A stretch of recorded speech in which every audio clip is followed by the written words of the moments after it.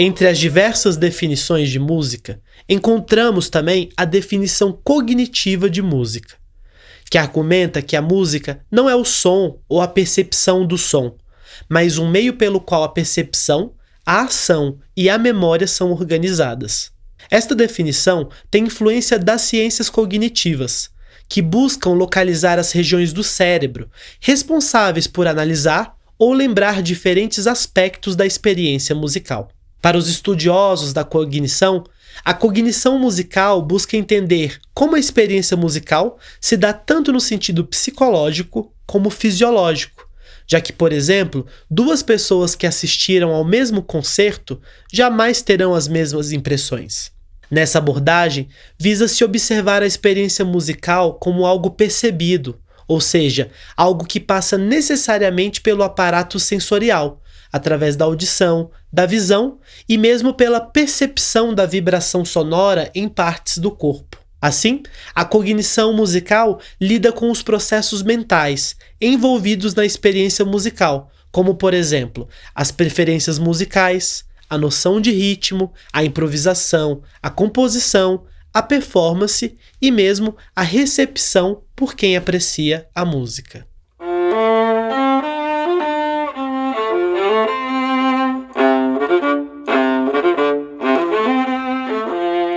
Olá, eu sou Ana Cansado, violista e integrante do Grupo Jacarandá.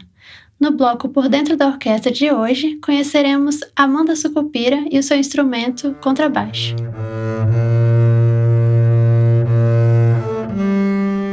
Oi, meu nome é Amanda. Eu nasci e cresci aqui em Brasília mesmo, sou de Brasília. Eu comecei na música, assim, eu fiz algumas aulas de musicalização quando eu era criança, piano, essas coisas, mas por algum motivo não foi muito pra frente. E aí, quando eu tava no ensino médio, eu, gostava muito de jazz e eu queria aprender a tocar jazz. E aí eu gostava muito do som do contrabaixo e aí eu vou atrás de ter aula de contrabaixo. Aí eu até fui atrás de um cara que, enfim, tocava na cidade e tal, pra ter aula particular, só que era muito inconstante, aí eu não conseguia ir direito, enfim, aí não deu muito certo.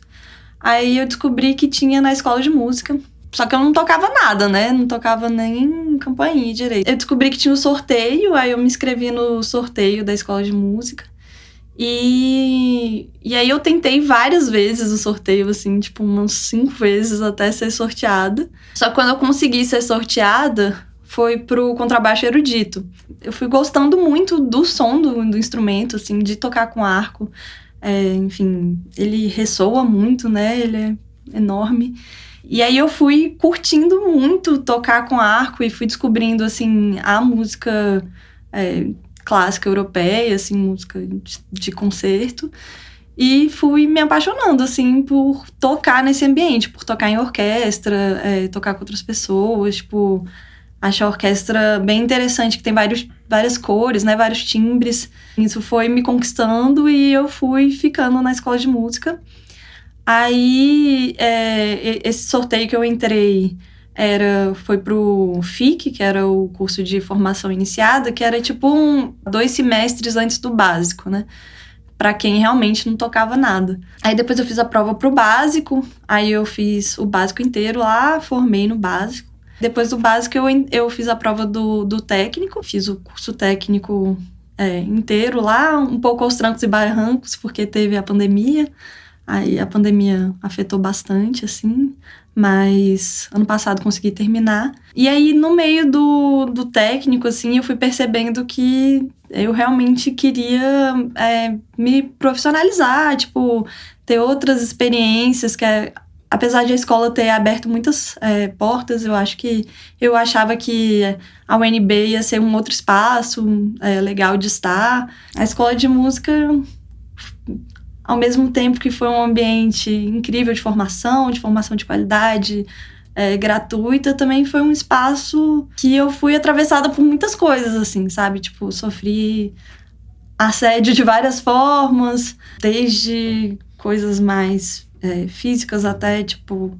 isso de chamar algumas pessoas pra tocar e em vez de me chamar pra tocar, me chamar pra sair, sabe? Como, sei lá, eu como pessoa bissexual também, isso trouxe outros atravessamentos de me sentir, assim, até isso, de me sentir com vergonha, mais insegura e, enfim, de ter que pensar nisso, né? Eu fico imaginando que, tipo, ser homem na música deve ser outra experiência, assim, de não, tipo, se questionar tanto, de até se permitir certas coisas. Já ouvi de colegas assim, você só é chamada pra tocar em orquestra porque você é mulher, porque vai aparecer bonitinha na foto. É um pouco chato, assim, pra dizer o mínimo, assim. Esse aqui é o contrabaixo acústico, né? Ele é o maior e mais grave instrumento da orquestra. Usualmente, ele tem essas 4 cordas. Então, o Mi, o Lá, Ré e Sol. E ele pode ser tocado tanto com o dedo, como eu toquei agora, como com arco. E ele vai desde esse Mi grave até mais ou menos os harmônicos aqui. Talvez um pouquinho mais, mas não é tão usual. E essa conformação que a gente tem hoje, os antecedentes dela, assim, vem do século XV, de uma trajetória da família das violas, da viola da gamba. Só que só assim no século XVIII, XIX que ele vai tendo esse formato, essas cordas que ele tem atualmente. Além dessas 4 cordas, às vezes na orquestra tem o contrabaixo com 5 cordas, então um Si mais grave aqui. E às vezes, em modelos um pouco menos usuais, às vezes ele tem uma corda mais aguda aqui também, e aí pode variar um pouco qual que ela é. Mas, de modo geral, uma coisa que, apesar desse formato assim, um pouco parecido com o violoncelo e com o violino, ele é bem diferente, ele é afinado em quartas, e isso implica que as distâncias nele são bem diferentes, né, do violino, assim, tanto na distância entre as cordas, quanto a distância, sei lá, de um tom e semitom. Então, aqui, por exemplo, começando em Lá, para fazer um semitom eu uso até o mindinho, né? E isso no violino, talvez eu já conseguisse tocar uma oitava, né? E aí isso implica em alguns desafios para tocar o instrumento. Na orquestra, ele é um instrumento que faz, basicamente, a base harmônica e rítmica, né? Assim, e isso porque quando a gente toca, né?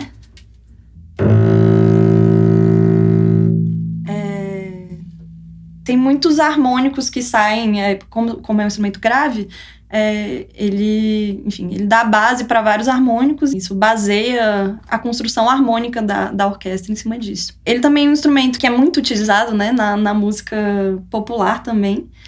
E, tipo, no jazz,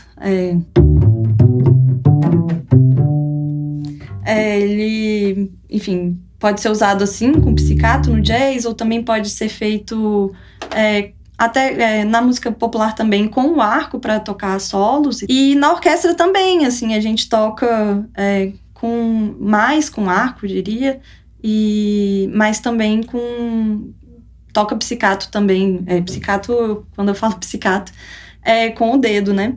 Ele é um instrumento também que tem sido muito usado na música contemporânea, porque ele permite várias possibilidades, assim, desde, tipo, possibilidades com o arco, né, normal aqui, mas também tem, de tocar aqui, depois do cavalete, que é menos usual, mas, tem outras tonalidades, e também de usar ele como um instrumento percussivo, né, porque ele tem várias possibilidades percussivas, então tem várias pessoas que, vão explorar as possibilidades percussivas do instrumento na música contemporânea. Também o psicato, ele pode ser de várias formas, pode ser desde uma coisa mais cheia até, tipo, um psicato que a gente chama Bartók, né, que é puxado, assim, né. Talvez seja menos conhecido por tocar melodias como até o violoncelo, mais o violino, mas também é um instrumento que possibilita que se tem repertório com melodias e que até mesmo na orquestra, às vezes, a gente toca solos, né?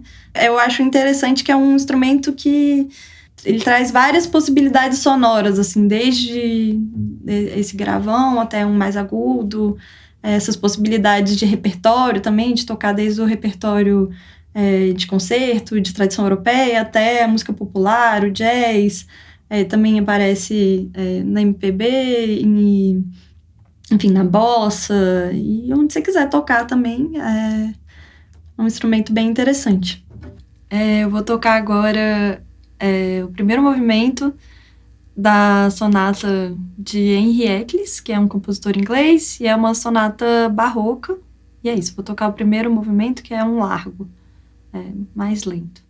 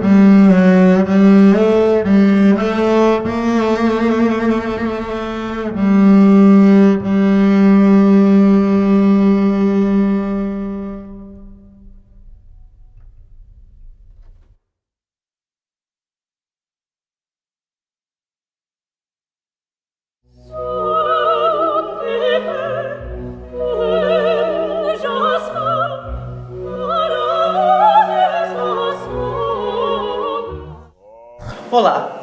No Brasil, historiadores relatam exibições de espetáculos envolvendo elementos musicais, cênicos e visuais, pelo menos a partir do século XVII. Os chamados autos sacramentais e os dramas pastoris, utilizados como forma de instrução religiosa e entretenimento. Com a abertura de casas de ópera e teatros nos principais centros urbanos do país, o gênero operístico foi ganhando cada vez mais força por aqui ao longo do século XVIII e se consolidou com a chegada da corte portuguesa no século XIX. A partir de uma coletânea de imagens, apresentaremos um panorama da história da ópera no Brasil.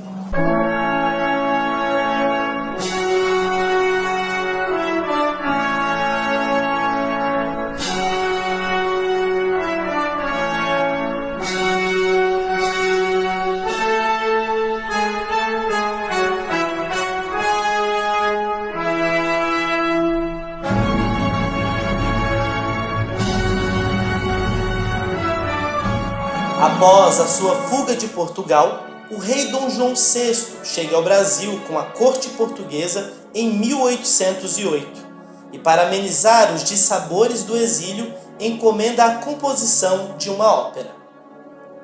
Le Due Gemelle, As Duas Gêmeas, composta pelo padre carioca José Maurício Nunes Garcia, com libreto em italiano como mandava a tradição, deveria ter sido encenada em 1809. Contudo, não há registros de sua encenação e a partitura se perdeu em um incêndio. Por isso, A Noite de São João, estreada no Rio de Janeiro em 1860, com libreto em português do escritor José de Alencar, e música de Elias Álvares Lobo, costuma ser citada como a primeira ópera genuinamente brasileira, composta e encenada. Alguns anos depois, a Imperial Academia de Música e Ópera Nacional, cujo patrono era o imperador Dom Pedro II, famoso entusiasta da ópera, revelaria Carlos Gomes. O compositor de Campinas começou como regente de orquestra, mas consagrou-se ao transformar o romance O Guarani, de José de Alencar, em uma ópera em 4 atos, com libreto italiano de Antonio Scalvini. Il Guarani estreou em março de 1870, no Teatro alla Scala de Milão, um dos mais prestigiados da Europa.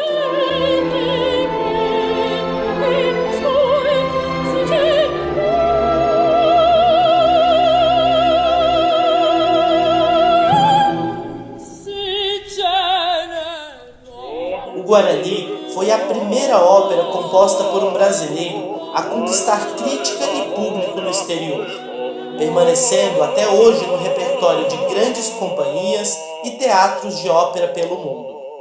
Além de seu Guarani, Carlos Gomes compôs outras 8 óperas, destacando-se A Noite do Castelo, Fosca, Salvador Rosa, Maria Tudor, Lo Schiavo e Condor. Apesar da inevitável influência europeia, a ópera brasileira se estabeleceu, incorporando a diversidade que sempre caracterizou a cultura brasileira, desde os elementos rítmicos até os temas e personagens da cultura nacional. Assim, vários compositores se enveredaram pelos caminhos da ópera na virada para o século XX. A lista inclui Chiquinha Gonzaga, com suas operetas, Alberto Nepomuceno, Francisco Braga, Lorenzo Fernandes, Heitor Villa-Lobos, Camargo Guarnieri, Cláudio Santoro e Silvio Barbato. Na contemporaneidade, destacam-se óperas criadas por compositores como Jocy de Oliveira, com suas óperas multimídias,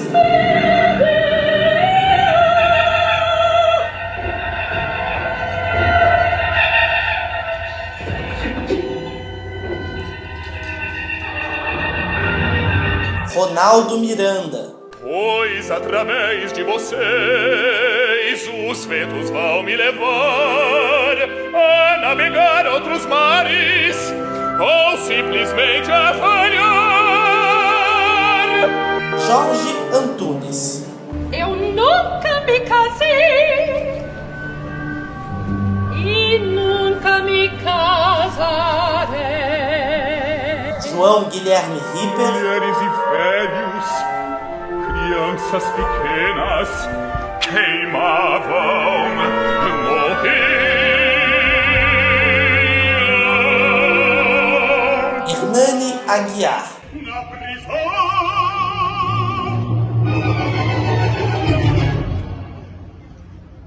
Outros danos, declinados, exilados. E Leonardo Martinelli. Marco chega, não sobrou nada. Eu ainda lembro do sol. Ainda lembro Do quê? Do calor? E o que fizemos? Através desse breve panorama histórico da ópera produzida e consumida no Brasil, podemos notar a ampla inserção e influência do gênero operístico nas realidades musicais do país. Amigas e amigos, a ópera pode nos transformar intelectual e emocionalmente. Esse foi o Ópera na Cidade. Até a próxima!